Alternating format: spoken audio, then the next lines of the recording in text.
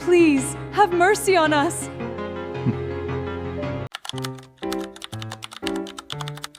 My son treated me like a servant. He forgot I built his company.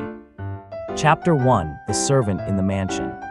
I wiped the cold marble floor until my knuckles bled. It was 2:00 a.m. The massive luxury mansion was dead silent, except for the sound of my ragged breathing. My back ached terribly, a sharp and cruel reminder of my 72 years on this earth. But the physical pain was absolutely nothing compared to the humiliation burning deep inside my chest. I was on my hands and knees, scrubbing the floor of a $10 million estate, an estate that supposedly belonged to my son Marcus. Or at least that is exactly what he told everyone. He told his wealthy, elite friends that he took me in out of the goodness of his heart. He told his arrogant and entitled wife, Chloe, that I was just a broken, useless old man with nowhere else to go. He told the entire world that he built his massive tech empire, Thorn Innovations, completely from scratch. He lied. Every single word that came out of his mouth was a meticulously crafted lie. Marcus didn't build Thorn Innovations. I did. 30 years ago, I laid the foundation for the very company that now afforded him his custom Italian suits and his fleet of luxury sports cars. I worked 80-hour weeks in a dusty, freezing garage, sacrificing my health, my sleep, and my youth to build a legacy. I did it all for him. When Marcus graduated college, he begged me to let him take the title of CEO. He wanted to prove himself to the world, to show that he was a brilliant visionary. Like a foolish, loving father, I stepped back into the shadows and handed him the keys to the kingdom. I transferred the operational control to him, letting him take all the credit, all the glory, and all the magazine covers. I only kept one crucial thing for myself. I remained the anonymous majority shareholder through an ironclad, impenetrable blind trust. A blind trust that Marcus didn't even know existed. He thought all my shares were liquidated years ago to pay for my late wife's expensive medical bills. He thought I was completely penniless, and because he thought I was penniless, he treated me like absolute garbage. Just yesterday, Chloe hosted a lavish dinner party for the city's most powerful investors. Instead of inviting me to sit at the table with my own family, she handed me a uniform, a literal servant's uniform. "Victor, make yourself useful and keep the wine glasses full," she had sneered, not even bothering to look me in the eye. "And please, try not to embarrass us with your pathetic coughing." I looked over at Marcus, desperately expecting him to defend his own father. But he just swirled his expensive whiskey, smirked, and laughed with his friends. "Listen to Chloe, old man," he had chuckled, patting me on the shoulder like a stray dog. "You are living under my roof for free, so you need to earn your keep." Earn my keep. The audacity of those disgusting words echoed in my mind as I scrubbed the last stain off their pristine floor. He was living in a mansion paid for by a company that I built with my bare hands. He was spending millions of dollars that only flowed into his accounts because I allowed it to. He was playing the king, completely unaware that I was the architect who built his entire castle. For 3 agonizing years, I endured their daily insults, their ridiculous demands, and their cruel jokes. I endured it because I held onto a desperate, tiny sliver of hope. I hoped that the sweet, ambitious boy I raised was still somewhere inside that arrogant shell. But tonight, that hope officially died. Earlier this evening, I overheard them talking in Marcus's private, soundproof study. The heavy oak door was slightly ajar.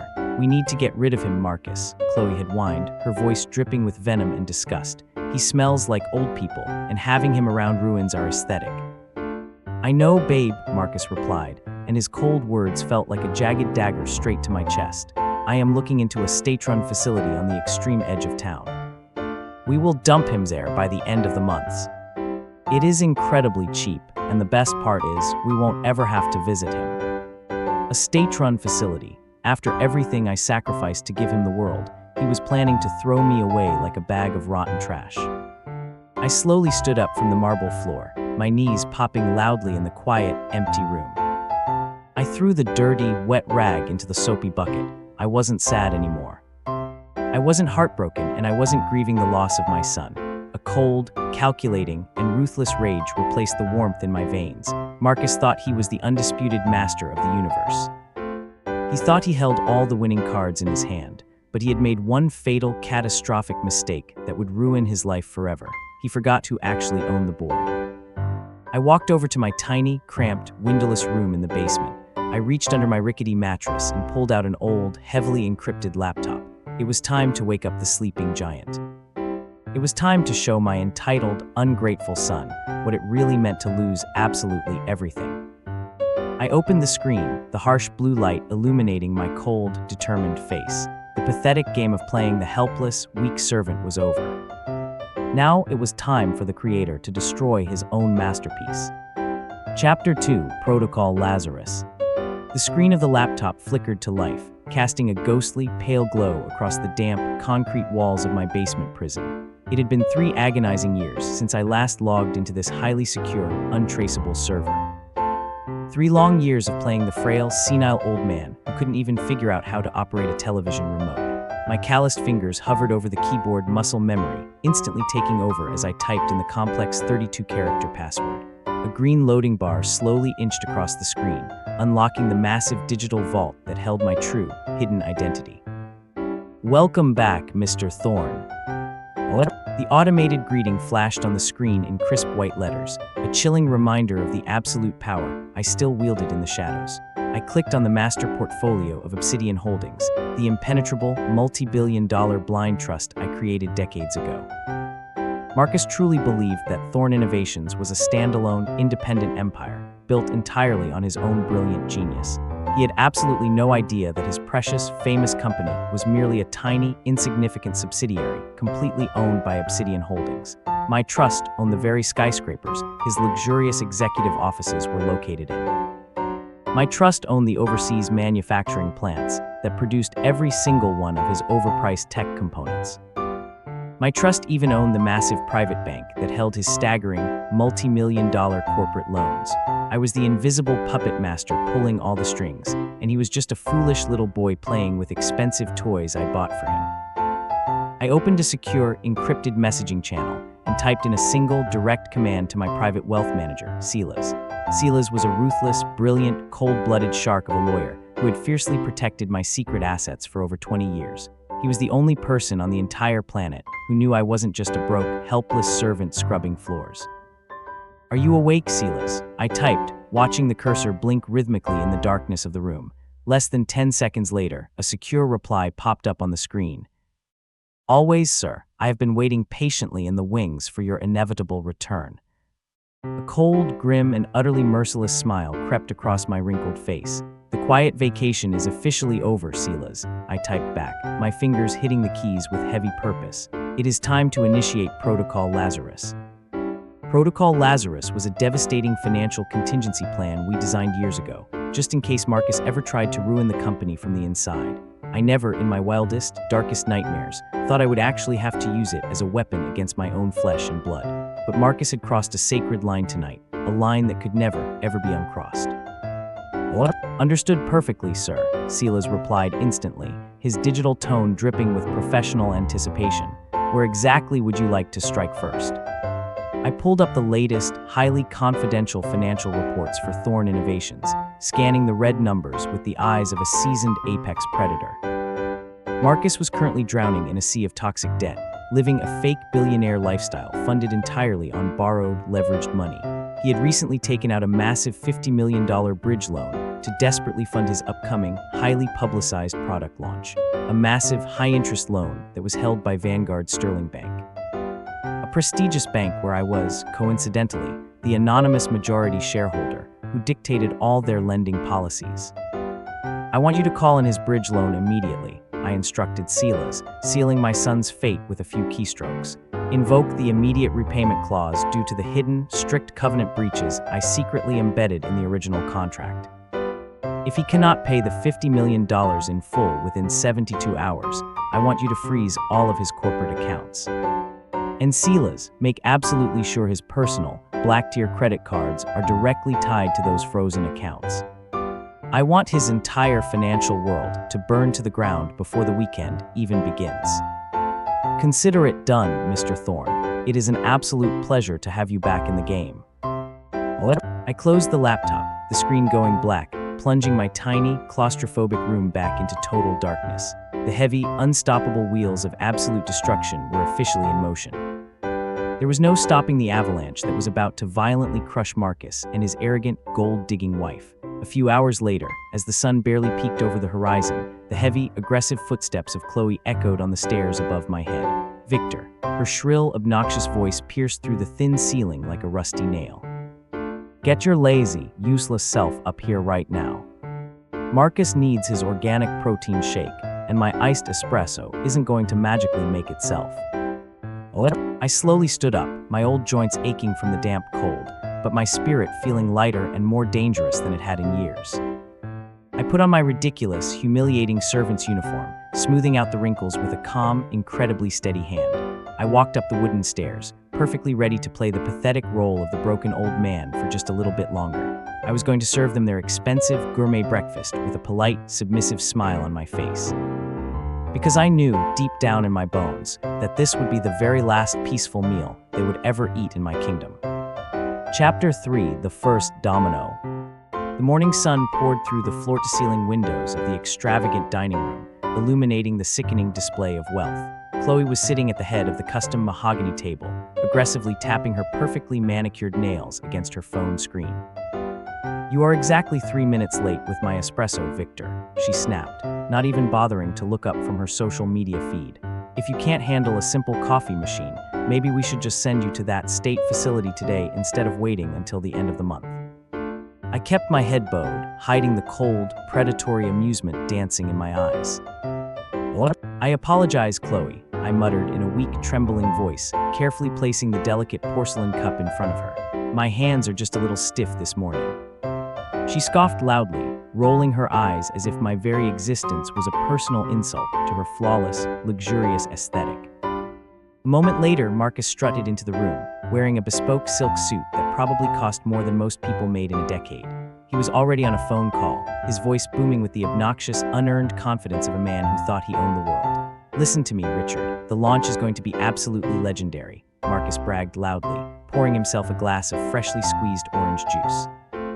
What? We are going to crush the competition, and our stock is going to triple by next quarter. Just make sure the press is lined up, because I want my face on the cover of every major financial magazine by Friday. He ended the call with a smug, self-satisfied grin, completely oblivious to the massive financial guillotine hanging directly over his head. Good morning, old man, Marcus sneered, tossing his expensive leather briefcase onto the pristine kitchen island. Make sure my shoes are polished before I leave. I have a very important meeting with the board of directors today. Yes, Marcus, I replied softly, shuffling over to the corner of the room to wait for my next humiliating command. What? I watched them eat their lavish, organic breakfast, acting like the undisputed king and queen of a kingdom built entirely on my blood, sweat, and tears. They had absolutely no idea that their entire fake reality was about to shatter into a million jagged pieces. Suddenly, Marcus's private cell phone began to ring, the loud, obnoxious ringtone shattering the quiet morning atmosphere. He glanced at the caller ID, his smug smile faltering for just a fraction of a second. It's the chief financial officer, Marcus muttered to Chloe, waving his hand to silence her chewing. This better be good news, David. I am in the middle of my morning routine, Marcus answered, putting the phone on speaker out of pure arrogance. What? But the voice that came through the speaker was not confident, and it certainly wasn't subservient. It was trembling with sheer, unadulterated panic. Marcus, we have a massive, catastrophic problem, David stammered, his voice cracking under immense pressure. Vanguard Sterling Bank just sent over an emergency, top-tier legal notice. They are officially calling in the $50 million bridge loan. Marcus froze, his glass of orange juice stopping halfway to his mouth. What the hell are you talking about, David?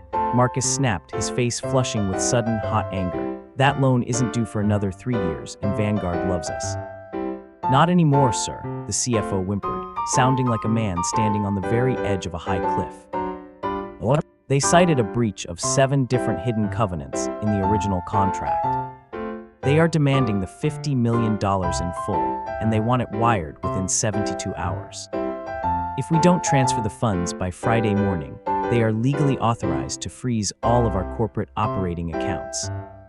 Chloe dropped her heavy silver fork, the loud clatter echoing in the tense, suffocating silence of the dining room. Marcus, what does that mean?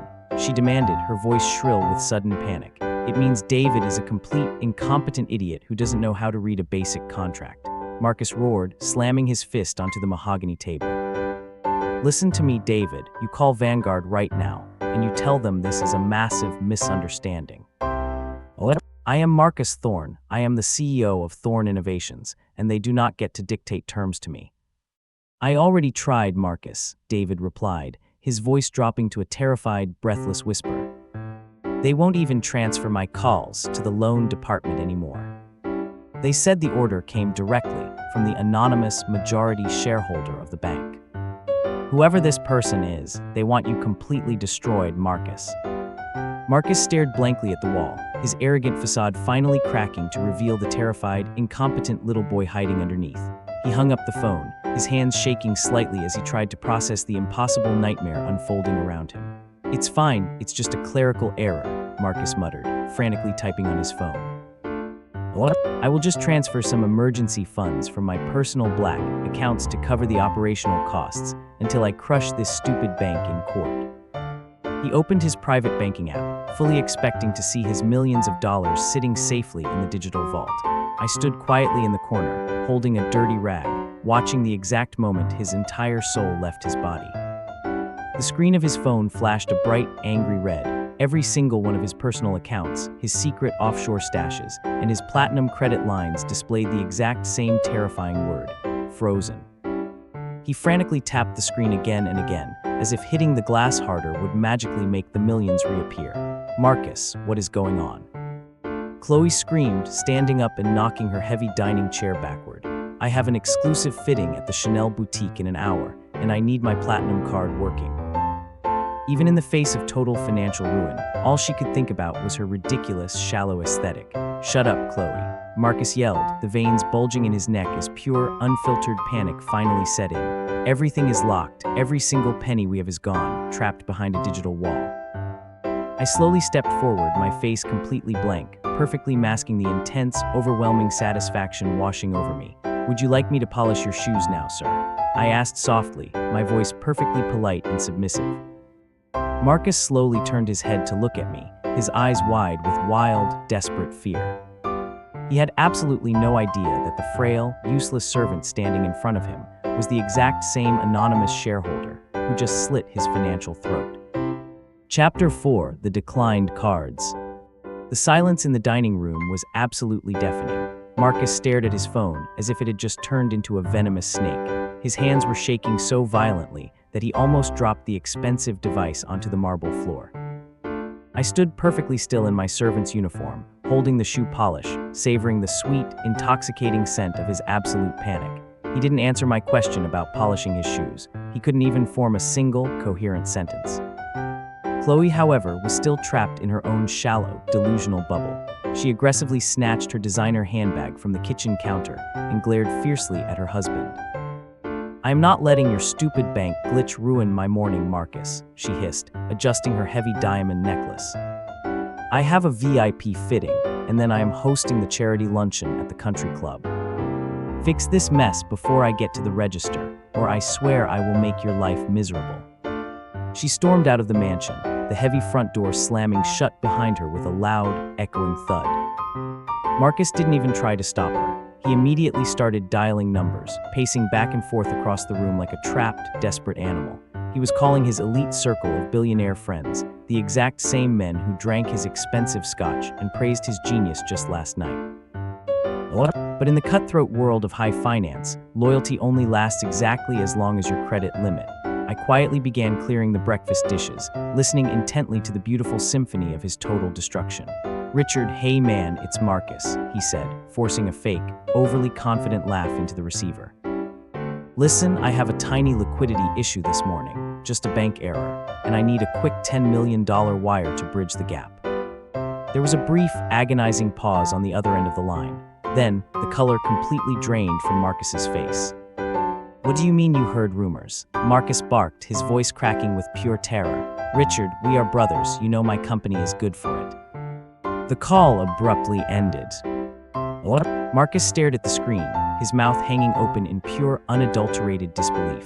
He dialed another number, then another, and then another. Every single one of his so-called loyal friends gave him the exact same cold, heartless answer.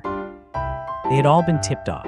Silas had made sure that the financial sharks on Wall Street smelled the blood in the water before Marcus even woke up. Nobody was going to throw a multi-million-dollar life preserver to a rapidly sinking ship. Suddenly, Marcus's phone buzzed with an incoming call from Chloe. He answered it on speaker, his hands trembling uncontrollably as he braced for the impact. A piercing, hysterical scream erupted from the phone, echoing loudly off the high ceilings of the mansion. "Marcus, you humiliated me!" Chloe shrieked, sobbing hysterically like a spoiled child.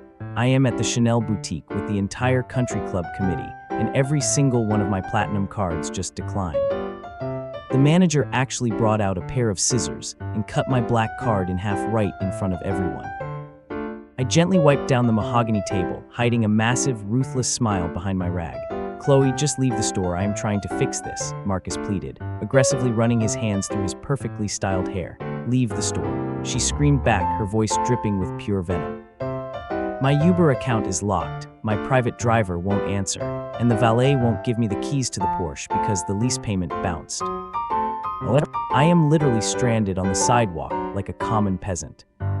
Marcus hung up the phone, completely ignoring his wife's frantic, pathetic cries for help.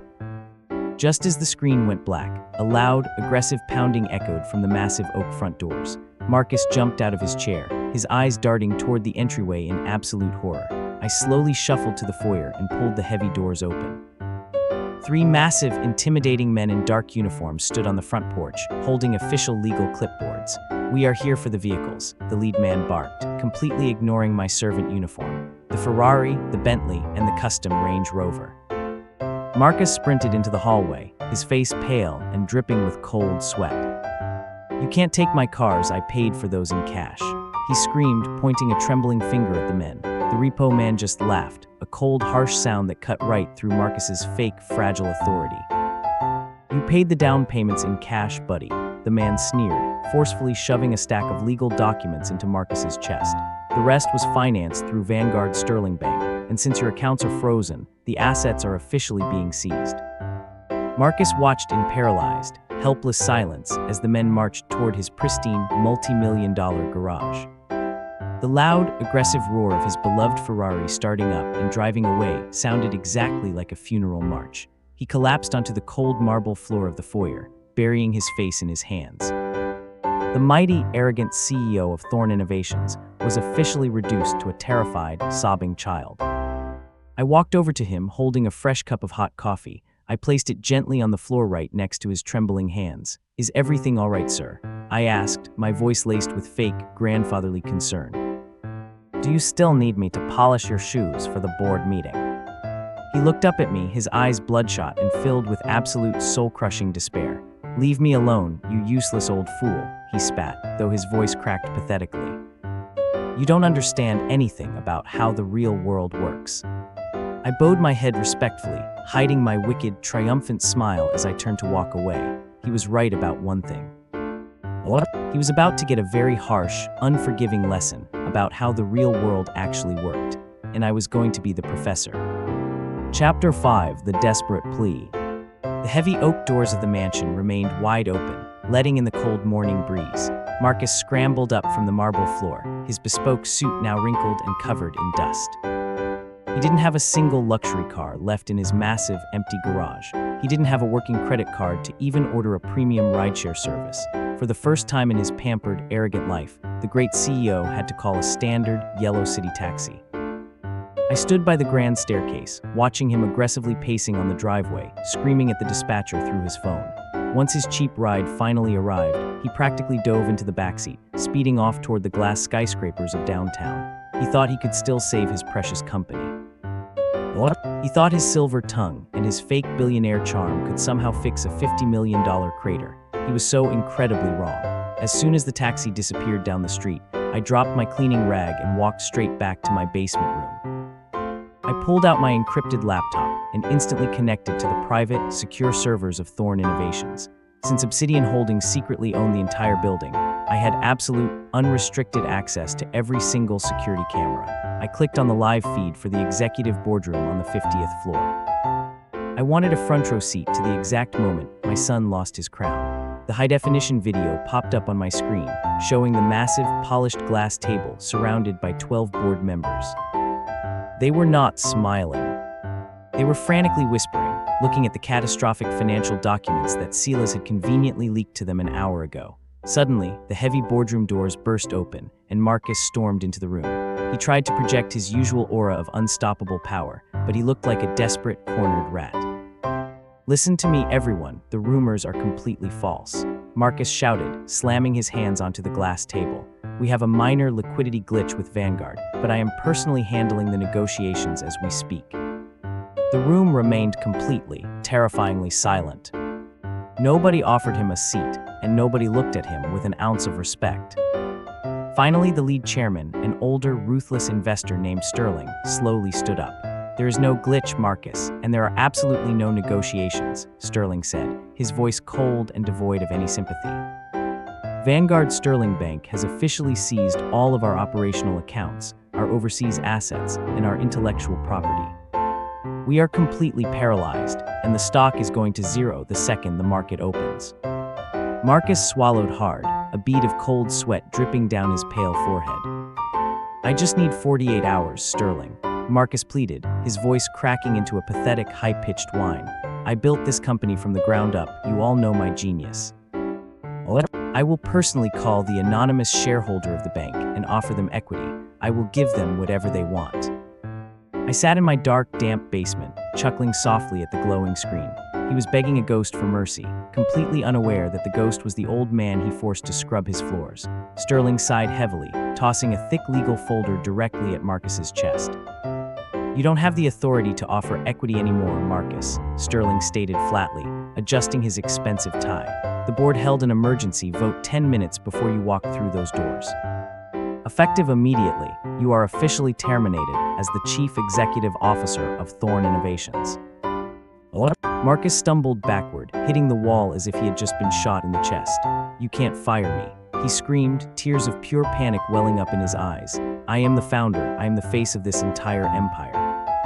"You were just a puppet, Marcus, and the strings have officially been cut," Sterling replied coldly, pressing a button on his desk phone. "Security is on the way up to escort you out of the building.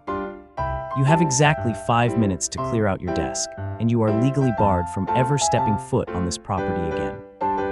Marcus fell to his knees right there in the middle of the boardroom. The arrogant, untouchable tech billionaire was openly sobbing, begging his former employees for a second chance. "Please, you don't understand. My wife will leave me. I have nothing left," he cried out, completely shattering whatever dignity he had left.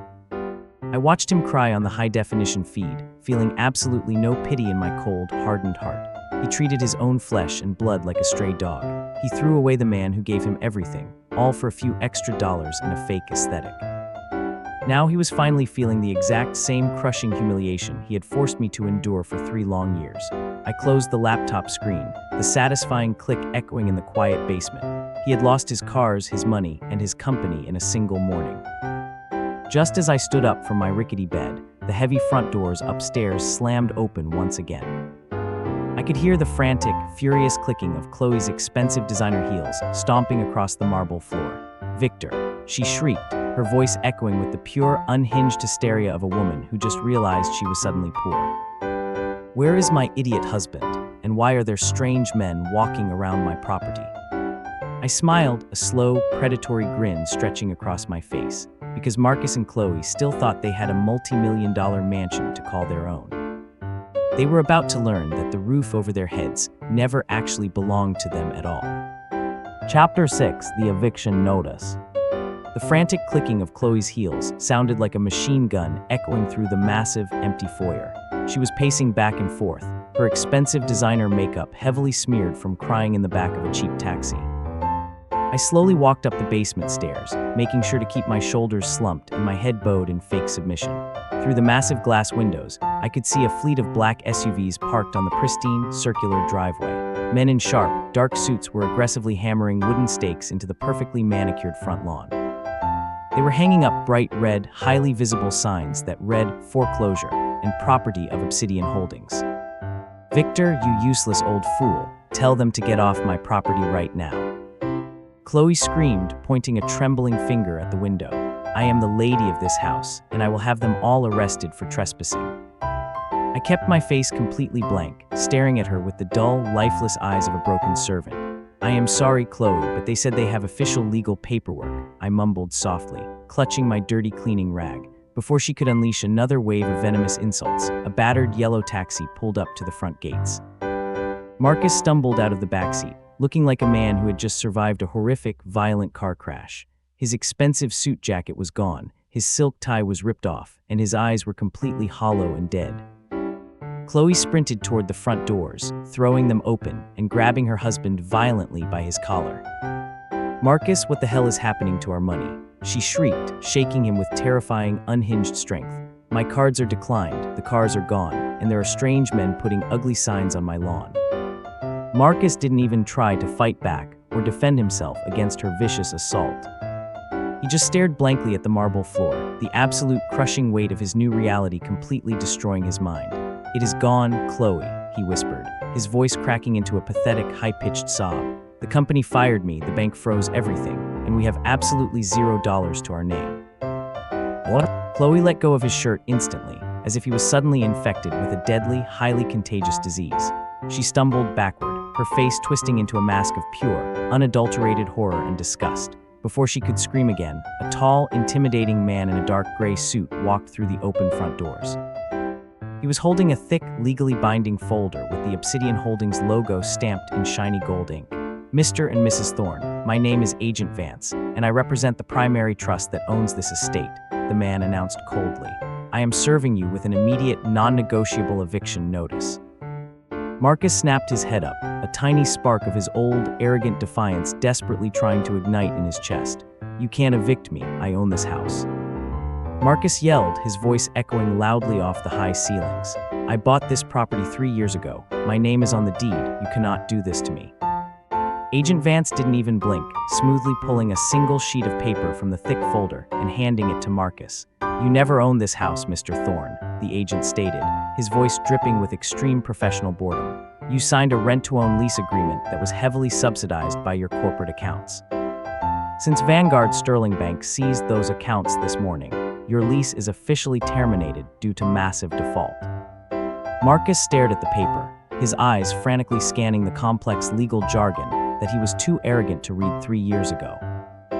He had been living in a massive $10 million illusion, completely funded by the very father he treated like garbage. "You have exactly 1 hour to gather your personal clothing and vacate the premises," Agent Vance commanded, checking his expensive watch. "If you are still inside this property at noon, you will be immediately arrested for criminal trespassing." Chloe let out a blood-curdling scream, grabbing a priceless Ming vase from the entryway table and smashing it onto the floor. "1 hour," she shrieked, her face turning a bright, angry shade of purple as she stomped her feet. "I have millions of dollars worth of designer bags, diamond jewelry, and custom furniture in this house. What? Anything purchased with Thorne Innovations' corporate funds now belongs to the trust," the agent replied coldly, stepping right over the broken porcelain.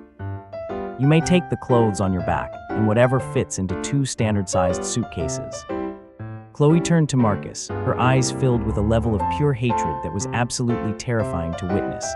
"You pathetic, useless, lying loser," she spat, slapping him across the face with a loud, stinging crack. "I married a billionaire tech CEO, not a broke, homeless beggar.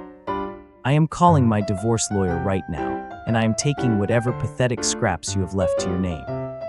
She turned around and sprinted up the grand staircase, desperately trying to save her precious designer shoes before the clock ran out. Marcus stood entirely alone in the center of the massive foyer, his cheek bright red from his wife's vicious slap. He had absolutely nothing left in the entire world. His fake friends abandoned him, his company threw him out, and his gold-digging wife was leaving him in the dust. I slowly walked out from the shadows of the hallway, holding a small, worn-out leather suitcase in my hand. It was finally time to drop the pathetic, weak servant act forever. It was time for the grand finale. Chapter 7: The Final Confrontation. The massive foyer was dead silent, save for the sound of Chloe aggressively throwing things into suitcases upstairs. Marcus was still standing in the center of the marble floor, staring at the wall like a hollow, empty shell. I walked toward him, my footsteps no longer the slow, shuffling drag of a broken old man. I stood up perfectly straight, my spine cracking slightly as I finally shed the physical weight of my 3-year disguise. I stopped right in front of him, placing my battered leather suitcase on the ground with a heavy thud. He slowly turned his head, his bloodshot eyes looking at me with a mixture of confusion and pure, unfiltered rage. "What are you looking at, old man?" Marcus spat, his voice trembling with a pathetic attempt at dominance. "Are you here to gloat, or are you just too stupid to realize we are both about to be homeless?" I didn't cower, I didn't look down, and I certainly didn't apologize. I looked him dead in the eye, and for the first time in 3 years, I spoke with the absolute authority of a king. "I am not going to be homeless, Marcus," I said, my voice deep, steady, and echoing with terrifying power. "I am going back to my penthouse in the city, while you are going to the street." Marcus blinked, his brow furrowing as his exhausted brain tried to process the sudden, drastic change in my demeanor. "What the hell are you talking about?" He scoffed, waving his hand dismissively. "What? You don't have a penthouse, you don't even have $1 to your name." I reached into the pocket of my humiliating servant's uniform and pulled out a sleek, heavy black titanium card. It was the master access card for Obsidian Holdings, heavily engraved with my full name in solid gold lettering. I held it up to the light, letting the expensive metal catch the reflection of the crystal chandelier above us. Marcus stared at the card, his eyes slowly widening as the gold letters finally registered in his mind. "Victor Thorne," he whispered, reading the name aloud as if it were a foreign language. "But that is a Blacktier Founders card. How did you steal that?" "I didn't steal it, Marcus," I replied coldly, stepping closer until I was inches away from his terrified face. "I created it." The color completely drained from his face, leaving him looking like a terrified, frozen corpse. "You thought you were a self-made billionaire, but you were nothing more than a highly paid employee. I am the anonymous majority shareholder of Thorne Innovations. I am the sole owner of Vanguard Sterling Bank, and I am the primary beneficiary of Obsidian Holdings." Marcus stumbled backward, his legs giving out completely as he collapsed onto the bottom step of the grand staircase. No, that is impossible," he gasped, grabbing his chest as if he were having a massive heart attack. "You are broke. You had to sell your shares to pay for Mom's medical bills." "I lied, Marcus," I stated flatly, showing him absolutely no mercy. "I put everything into a blind trust to protect the empire, and I stepped back to let you play the CEO. I wanted to see what kind of man you would become when you were given absolute power. And what did you do with my priceless gift? You treated me like a stray dog, forcing me to scrub your floors while you drank my expensive scotch. You let your gold-digging wife humiliate me, and you laughed right in my face." Marcus was openly weeping now, the devastating, crushing reality of his situation finally breaking his mind. He crawled forward on his hands and knees, grabbing the hem of my servant's uniform with trembling, desperate fingers. "Dad, please, I am so sorry," he wailed, tears and snot running down his pale face. "I was stressed, I was just trying to impress the board, I didn't mean any of it. We are family, Dad, you can't just leave me with nothing." I looked down at the pathetic, groveling creature at my feet, feeling nothing but cold, hardened disgust. "Family?" I asked, my voice dropping to a terrifying, deadly whisper. "Family doesn't plan to dump their father in a cheap, state-run nursing home just because he ruins their aesthetic." Marcus froze, his crying abruptly stopping as he realized I had heard his secret conversation in the study. He knew right then and there that there was absolutely no coming back from this. "You made your bed, Marcus," I said, forcefully yanking my pant leg out of his desperate grip. "And now you are going to sleep on the streets." "What?" Just then, Chloe came stomping down the stairs, dragging 2 massive designer suitcases behind her. She saw Marcus crying on the floor and rolled her eyes in pure, unadulterated disgust. "I am leaving, you pathetic loser," she spat, stepping right over him without a second glance. She didn't even look at me as she stormed out the front doors, abandoning her fake billionaire husband forever. I picked up my small leather suitcase, stepping around my sobbing son. "You have 45 minutes left before the police arrive to arrest you for trespassing, Marcus," I said, walking toward the exit. "I suggest you start walking." Chapter 8: The Ultimate Karma. I walked out of the massive front doors, leaving the suffocating mansion behind me forever. The crisp morning air had never felt so incredibly fresh and liberating. A sleek, bulletproof black Maybach was already idling quietly at the end of the long driveway. Silas was standing by the open rear door, wearing a sharp tailored suit and a rare, genuine smile. "Welcome back to the world of the living, Mr. Thorne," he said, bowing his head respectfully.